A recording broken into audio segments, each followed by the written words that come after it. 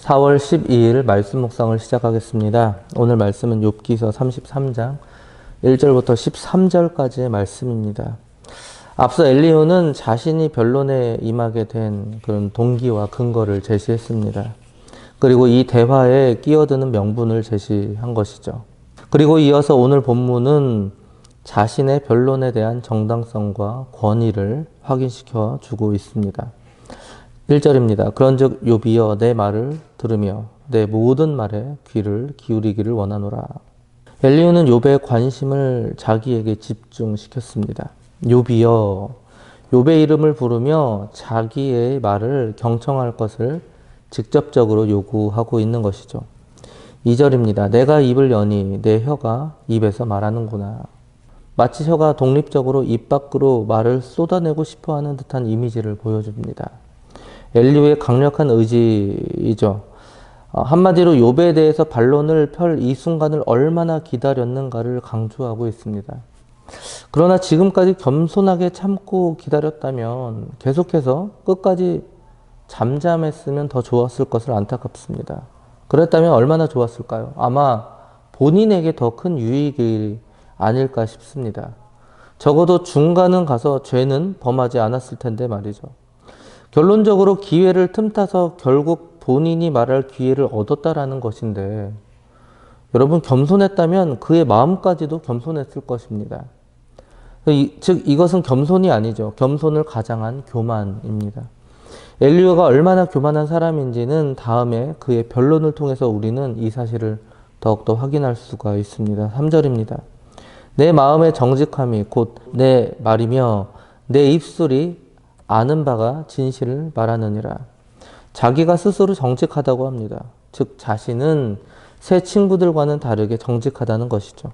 이 말은 엘리후가 새 친구의 주장을 정직하지 못한 주장으로 본 것을 의미합니다.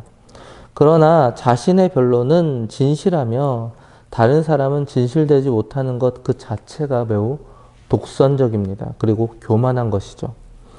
이어서 4절부터 7절까지는 엘리후가 자신을 욥과 비교하는 구절입니다. 자신은 욥과 조금도 다름이 없는 연약한 피조물이라는 것입니다. 인간적인 권위로는 욥에게 그 어떤 권고나 교훈을 줄 수 없다라는 것입니다. 정말 겸손한 것 같습니다. 그러나 이 말 자체가 더욱더 교만처럼 느껴지는 것은, 보세요. 이 말은 곧 반어적으로 자신의 입에서 나올 말은 이제는 하나님의 권능과 지혜에 감동된 것이기 때문에 능히 욥을 가르칠 수 있다라는 뜻이기 때문이죠. 즉 엘리후는 자신의 변론에 신적인 권위가 있음을 강조하였습니다. 4절입니다. 하나님의 영이 나를 지으셨고 전능자의 기운이 나를 살리시느니라. 전능자의 기운, 하나님의 숨결, 호흡을 의미합니다. 하나님의 기운으로 영감된 자신의 말을 주의해서 들어야 할 필요가 있음을 주장한 것입니다. 5절입니다. 그대가 할 수 있거든 일어서서 내게 대답하고 내 앞에 진술하라. 할 수 있거든 하라는 것이죠. 즉 욥이 그렇게 할 수 없다라는 뜻입니다.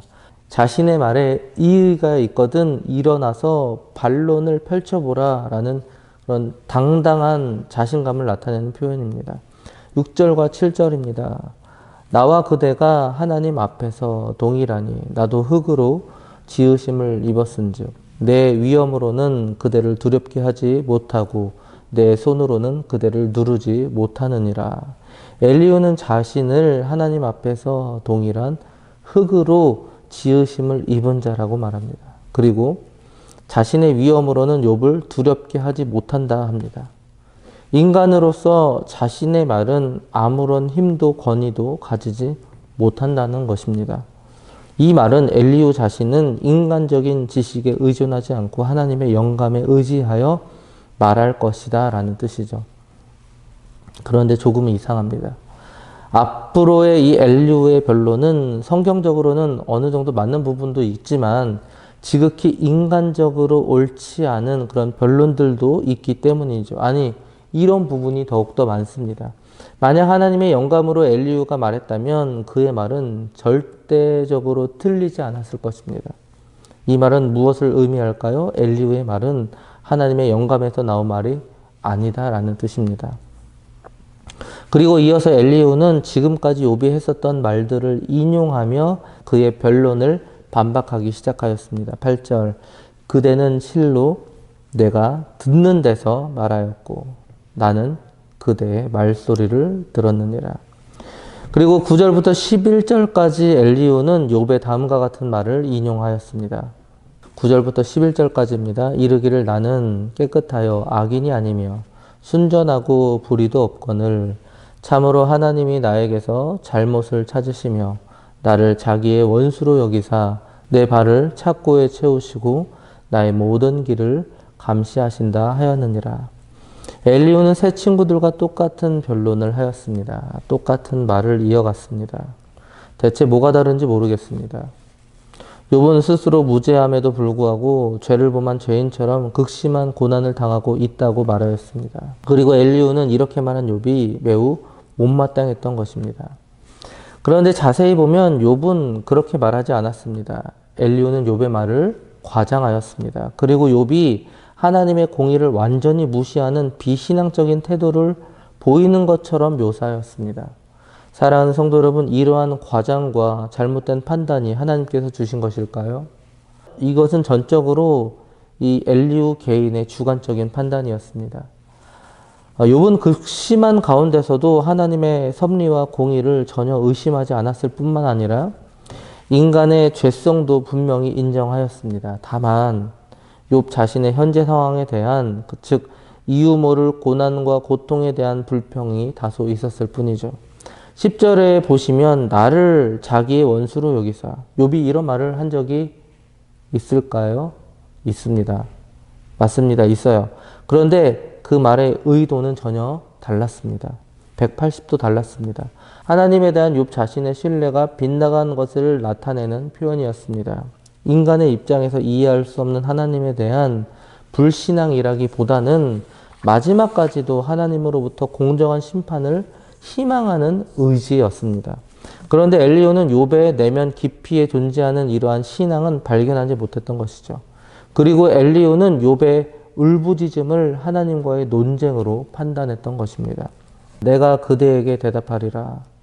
이 말에 그대가 의롭지 못하니 하나님은 사람보다 크심이니라.